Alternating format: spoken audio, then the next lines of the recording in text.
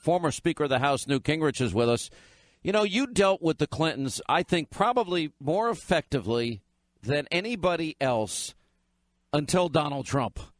He prosecuted the case last night, which the media refused to do. And I think he just was pitch perfect. In as much as he wasn't angry, but he was very matter of fact. Things that should have been investigated by a liberal biased media never were. And he had to do it himself. And I thought he did it very effectively. Well, look, there's no question that this was the best single debate of the whole campaign, including all the primaries, where he was remarkably dominant. He came into a situation that was probably the worst test for anybody since Richard Nixon, as vice president, had to go on national TV and made what became known as the checker speech, which our audience can go and find on YouTube. And Nixon was on the verge of being kicked off the ticket by Eisenhower in 1952.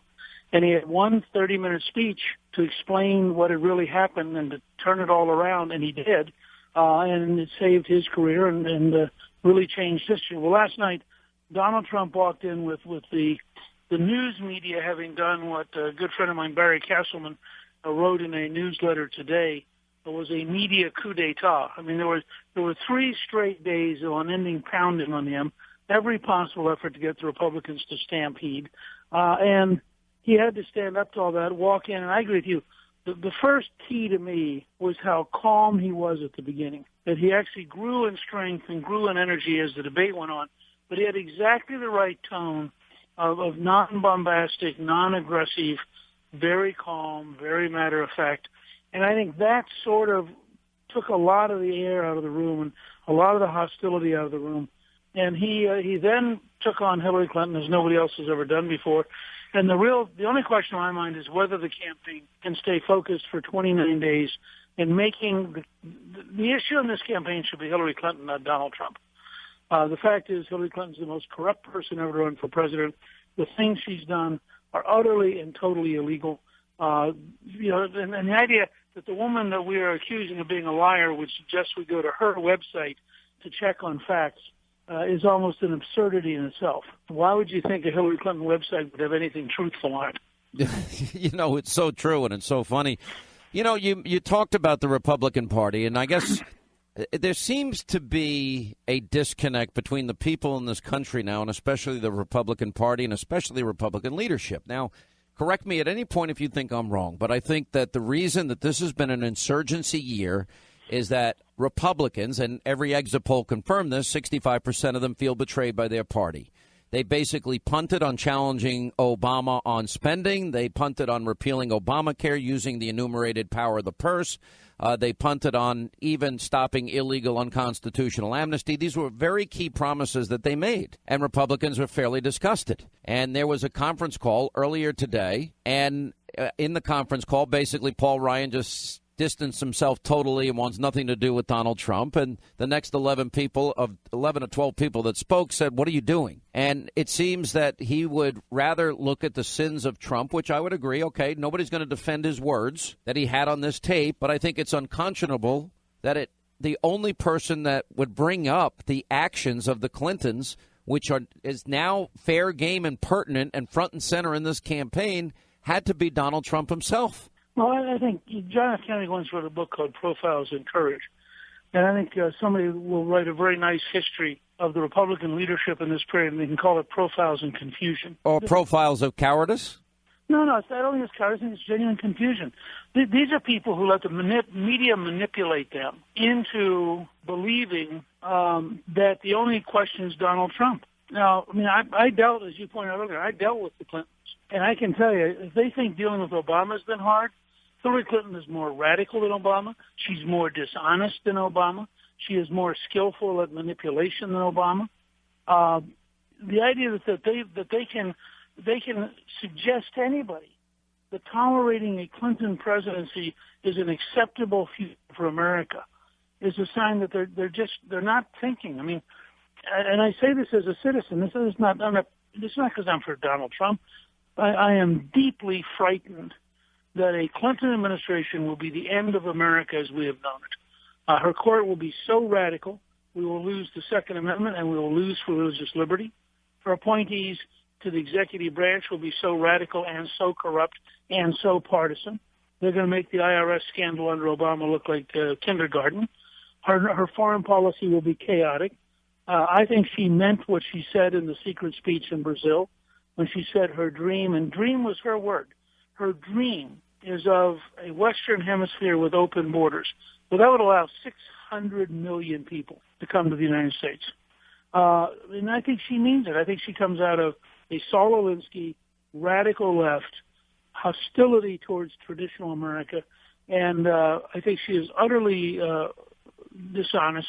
And so I really fear, this is not something minor, I fear a Clinton presidency, and I was glad to see Trump say that he would appoint an independent counsel for this reason. We get lots of words out of Washington. We get lots of words out of the Republicans. We don't get the actions. We have a Veterans Administration which has been killing veterans. We have a Veterans Administration which just a few weeks ago, after years of screaming at it by the politicians, just a few weeks ago admitted that every third call to the suicide line goes into voicemail. I mean, can you imagine anything more disgusting than a government so incompetent and so corrupt and so lacking in accountability? A veteran at 3 a.m. who's considering suicide but says, well, I'm going to call the VA helpline and maybe I can talk to somebody, and they get voicemail?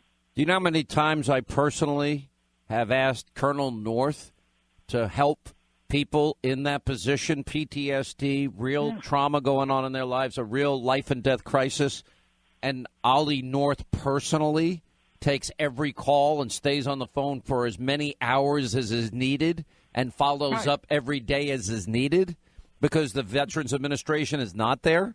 That's just a fact. Because he's not a corrupt bureaucrat. It doesn't matter what he's doing. He stops everything he's doing. And he takes that call, and he will take that call for hours. And people need to understand, that's how bad it is. It is so bad that we have to have heroic figures like North intervene one at a time, and you can't organize all the veterans of America that way. And my only point is there are a number of areas where we have to have an accountability project that will require more than just an independent counsel for Hillary Clinton. I think the FBI has to be thoroughly examined. I think what Comey has done, he should have resigned, because what he has done is corrupted the FBI by kowtowing to the Obama administration, and he has said things that are just plain not true. How can he tell us that she turned over the work emails? He doesn't know what was in the 33,000 deleted emails. It's utterly irresponsible for them to make an agreement with Cheryl Mills that they will destroy her computer, which they did. I mean, this is the kind of stuff. You have the FBI now covering up evidence on behalf of the people engaged in the criminal behavior. Let me ask you a very important question. All throughout this process, you have been optimistic that Donald Trump can win this race. I think after last night, he certainly did a lot to help himself. I don't think there's any doubt. You know, I finally got home very late in the morning this morning, about, 4 a.m., some ridiculous hour, and I turned on the other networks, and I'm like, wow, I can't believe how corrupt this media is. I mean, ridiculous arguments that Donald Trump crowded Hillary's space, and Donald Trump has never happened in history that a presidential candidate said that the other candidate should be prosecuted. And I watched, and I'm thinking, wow, it's not 1 on 3, it's 1 on 300,000 when you add in the media support of Hillary. And I look at the polls, and we see the double standard, and we know the Hillary story's never been told about corruption, except maybe on this show and on my show on Fox and a few others. And why are you still confident? Do you think he's bypassing the media enough and effectively enough to win this?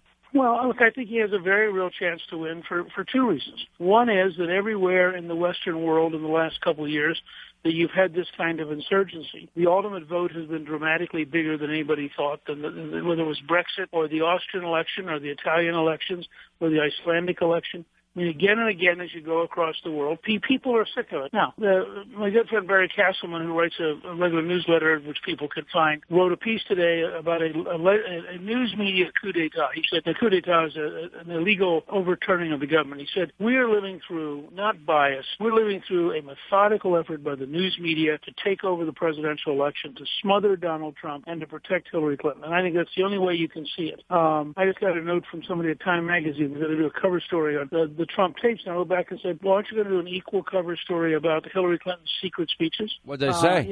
And I think the reason I'm an optimist is if Trump can be as good as he was last night for 29 days, if they can, he has huge social media resources. And if they can focus, I'll just give you my favorite example. Hillary Clinton's dream of an open border for 600 million people from Latin America. Now, I suspect if he could drive that into every person's consciousness, and their choice was be mad at Donald Trump for some stupid comments 11 years ago, or make sure we don't have this person whose dream is to open our border to 600 million people. I have a hunch that that alone would shrink her support dramatically. We're going to go through a couple of days where we're going to get bad polls because the news media worked for 4 straight days to assassinate Trump. This was a lynching and a character assassination on a grand scale. And the news media was collectively involved in it, and they moved as a herd, or as a pack would be a more accurate term, and everybody in the pack was trying to destroy Trump. It is disgusting. It really is. We really do. Look, it's frightening for us as a country. If the news media can take on a serious major candidate, totally smear him while protecting his opponent who made dozens of secret speeches for hundreds of thousands of dollars and said things in those speeches she'd never say in public. She even says in the speech that you take one she even said in the speech you take one position publicly and another in behind closed doors. Right. I mean, it's so corrupt. And I got to tell you, we have one party that just won't fight. I mean, I got to give Democrats credit. They'll fight. You and I'll fight. We'll look at the big picture. That's what Trump praised Clinton. That's true. That is. It's the characteristic he understands. And, I have to say, as a Green Bay fan, I watched. I had 2 good. All right, easy on the Trump. Green Bay talk, because you. I know. I understand there may be a handful of giant fans listening. Yeah, thanks a lot. Just grin and bear for a second. Yeah, real quick. Yeah, because what I was going to say was, if the Pack came out on the field, much as I love them, and they announced in the first quarter this was going to be a really hard game, and they were really depressed, and they weren't really sure they should play the whole way this year. Maybe people would be okay if they just played the first 2 quarters, because after all, you get hit and it hurts and you don't feel good, and Lambeau gets cold in the winter. You get a new team. I mean, so I've spent my entire career in a Republican Party, which is dominated by the news media, which is intimidated by the news media. This has been true with the exception of Reagan. This has been consistently true all the way through. By the way, if it turns out that Republicans leaked that tape, what does that say to you? Oh, I don't know. I'm confident NBC leaked it. Oh, I'm confident that maybe some Republicans had a hand in it. Talk to Jerry Falwell Jr. No, they might have. Look, there's a faction in the Republican Party that would rather live with Hillary and be in a minority, but be allowed to come to the plantation and get fed from the tape, than actually take over and break up the establishment. See, they like that you got them the power, but then as soon as you started to do profound things, then they wanted a punt and run away from you as quickly as they could, too. So, we've seen this dance before, and it's pretty disgusting and cowardly to me. So, but Trump just needs to stay focused on Hillary. Yep. If October is, do you want Hillary month, she loses. If October is, do you really want Trump month, he probably loses. All right, good point, Mr. Speaker. Thank you. When we come back,